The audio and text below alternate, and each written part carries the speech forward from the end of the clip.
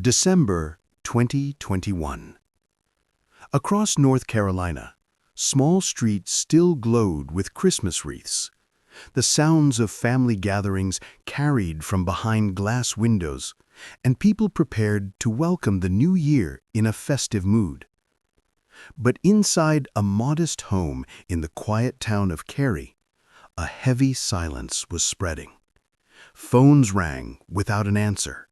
Messages were sent but never replied to. Those were the first days when family, friends, and co-workers of Mamta Bhatt realized something was terribly wrong. Mamta, 45, was a Nepali woman who had built a life for herself in America like thousands of other immigrants. She worked at a local nail salon, showed up for work every day, earned money to raise her child and support her family.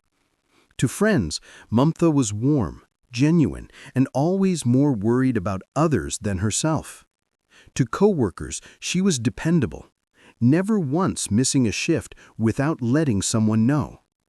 And to the Nepali community in North Carolina, she was a familiar, kind face at gatherings, where people fondly called her Gentle Sister Mamta. Above all, Mamta was the mother of a young boy. Her son was the center of her world. Everyone who knew her said the same thing. A devoted mother like her would never walk away without a word. Yet, at the end of December, Mamta vanished. No work messages, no note for her son, no trace left behind. The first to sound the alarm were relatives after days of not being able to reach her. They called, they texted, they waited, but Mamta stayed silent. When they dialed her cell phone, it rang, but no one picked up. Concern quickly turned into alarm. When police knocked on the Bhatt home, Naresh Bhatt, Mamta's husband, answered the door. He gave a brief explanation. His wife had gone out and hadn't come back. It sounded simple, almost deliberately vague. But as soon as officers stepped inside, the story didn't hold. Mamta's belongings were still there. Her wallet, papers, clothes, even her phone had never left the area. There was no sign she had prepared to go anywhere. Investigators immediately sensed this wasn't a voluntary disappearance. Mamta had shown no actions suggesting she left on her own. Her phone, the device that tracked every step, had gone silent after her last night at home. No GPS data, no calls, no outgoing texts. Everything stopped at once, as if an invisible hand had pressed off on her existence. Friends told detectives the same thing. Mamta wasn't the type to disappear. She had work scheduled, clients waiting, plans for New Year's. She was meticulous, always letting people know if she was busy, always replying to texts within minutes. That silence wasn't just unusual. It was evidence. Meanwhile, Naresh was telling a different story. He repeated that Mamta went out and never came back. But his account quickly began to unravel. When police traced Naresh's movements, they uncovered troubling gaps. His car was seen driving at odd hours. Authorities later confirmed. Preliminary forensic findings from the vehicle raised suspicion. Investigators turned their focus to the marriage. Those close to the family admitted it wasn't happy. There were reports of long-standing conflict, arguments Mamta had confided about to her friends. Piece by piece, the picture sharpened. This was not simply a missing person case. Just days into the investigation, the official classification changed. Mamta Bhatt was no longer listed as a missing person. Police now marked it as a possible homicide. And then, in early 2022, came the biggest turning point. Naresh Bhatt was arrested. To the shock of the community, police announced the charge. He had concealed a corpse. But here lay the greatest paradox and the darkest mystery. To this day, Mamta's body has never been found. A husband in handcuffs, a grave criminal charge, and a haunting void. If there is no body, what led police to conclude a crime had taken place? And if Mamta truly is dead, where is her body? When news of Naresh Bhatt's arrest broke, all eyes turned to Cohasset and the Nepalese community in Massachusetts. People asked, if prosecutors had enough evidence to charge him, why has Mamta's body still not been found? And conversely, if there is no body, on what grounds did police dare to take such a bold step forward? In those first days, police quietly combed through every piece of available data. They contacted the telecom company to trace Mamta's home signal history. They obtained search warrants to examine the car and the family home. They interviewed neighbors, co-workers, and friends of Mamta, and all repeated the same point. She was not the kind of person who would vanish without a word. A woman tied to her work, her community, and her family, with daily routines, with habits of constant communication. Mamta's disappearance was like she had evaporated from the digital world. No text messages, no emails, no bank transactions. That was what convinced investigators this was no simple walkaway. In the early case files, police did not reveal exactly what they had found. They only stated that there was sufficient basis to believe Mamta is no longer alive. That declaration shocked many. Normally, to declare someone dead, there must be a body, a death certificate, or at least direct evidence. Here, all the public saw was a void and a husband in handcuffs. Within the Nepalese community in Massachusetts, the case quickly became the center of conversation. At local temples, collective prayer services were held for Mamta. Mothers and immigrant women whispered their fears. If a wife could vanish in a peaceful state like Massachusetts, then who could truly be safe? Mamta's friends posted old photos online, recalling her community work, her fundraising efforts, her gatherings. The haunting question rose, how could someone like her just disappear? The media also moved in.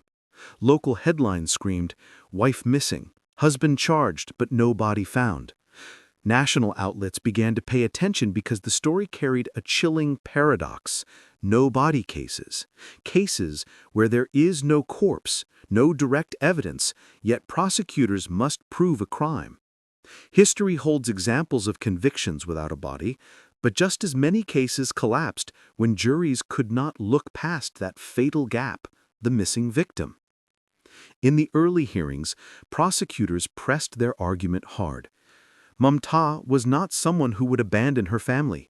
We have sufficient evidence to prove Mr. Naresh Bhatt knows what happened and tried to conceal it.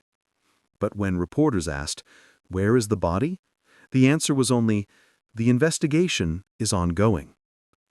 The defense struck directly at that weakness. Naresh's lawyer told the court, "My client did not kill anyone. And where is the evidence? No one saw Mamta die, no one saw a body, there is no blood, no camera, no witnesses. A man cannot be convicted of murder simply because his wife is missing." Those words were quoted verbatim in newspapers, splashed as headlines in sharp contrast to the charges. Public opinion split. Some believed Mamta's silence was the greatest evidence of all, that a woman so organized would never choose to vanish. Others argued that perhaps she left under circumstances unknown, was being held somewhere, or had an accident in a place no one had found, and charging her husband without a body was a dangerous leap. Against that backdrop, Naresh Bhatt sat behind bars awaiting trial. Judges ruled there was enough basis to keep him detained, while his attorneys pushed repeatedly for release. Preliminary hearings were swift but tense because every time Naresh appeared, dozens of cameras were trained on him, and the next day's headlines repeated the same haunting paradox: no body, but charges pressed. The case was no longer just a family tragedy. It had become a test of the entire justice system. Can someone be prosecuted and even convicted when Mamta Bhatt's body is still completely missing? And in that silence, the whole community waits for an answer. When the name Naresh Bhatt officially appeared in the indictment, the small town of Cohasset and the entire Nepalese community across the United States were stunned. The man once seen in family photos with a gentle smile was now charged in connection with the mysterious disappearance of his own wife. Massachusetts prosecutors accused Naresh of improperly handling a corpse and obstructing the investigation. For many, that indictment was almost a confirmation. Mamta was dead. But the greatest paradox remained. No one had ever seen her body. The first hearing drew immediate media attention. Local outlets described courthouse hallways packed with reporters. Cameras pointed squarely at the middle-aged Nepali man as he was escorted into the courtroom. Prosecutors declared they held circumstantial evidence and electronic data proving Naresh knew exactly what had happened. But with the case files still sealed, the public knew only the charges, not the details. This created a void both chilling and intriguing. What had police discovered, and what had they not? Meanwhile, Naresh's defense attorney stressed, no body, no murder. They argued that prosecutors were building a story around Mamta's unexplained disappearance without direct evidence. No blood, no weapon, no cameras, no witnesses. Only one fact that everyone could agree on. Mamta had stepped out of life's circle, and since then, absolute silence.